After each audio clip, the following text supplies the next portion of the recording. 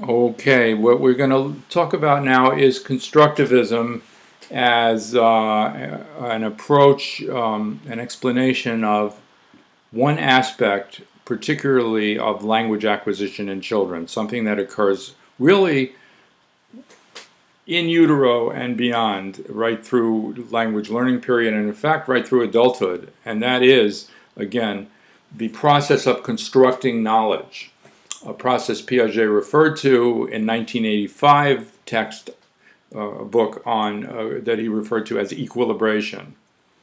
And in order to present this material to you, I'm going to rely on first a videotape that I want to show you, and I'm going to ask you to look at, and you'll see next to the link for this that you see for this particular lecture or this sub-lecture is a link to a videotape of a child. The child is a child with Down syndrome who is 3.5 years old.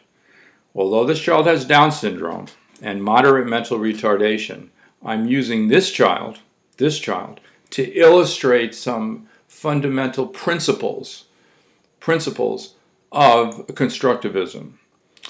The videotape was recorded during an early research study that I did, a number of years ago, in which it was called the spontaneous problem solving in children with mental retardation and Down syndrome.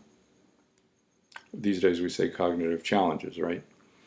And what I did was I went into the homes of kids who were 3.5 years old or so, and who had Down syndrome, and I brought in a bag of toys, and I instructed the parent who was always present. I said, we are going to do nothing to interfere with this child's behavior. We're going to allow this child to do anything he or she wants to do with the material that I brought in.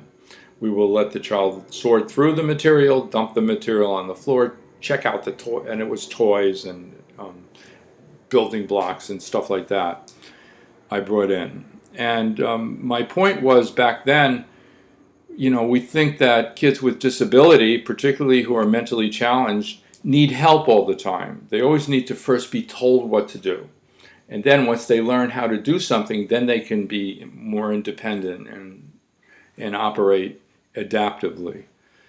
And I was interested in learning whether kids with disability and cognitive challenges would be able to spontaneously, by themselves, really set goals for themselves.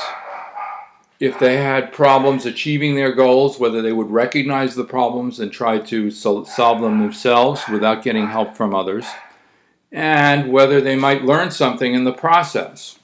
In other words, self-directed goal setting, problem solving, and ultimately learning.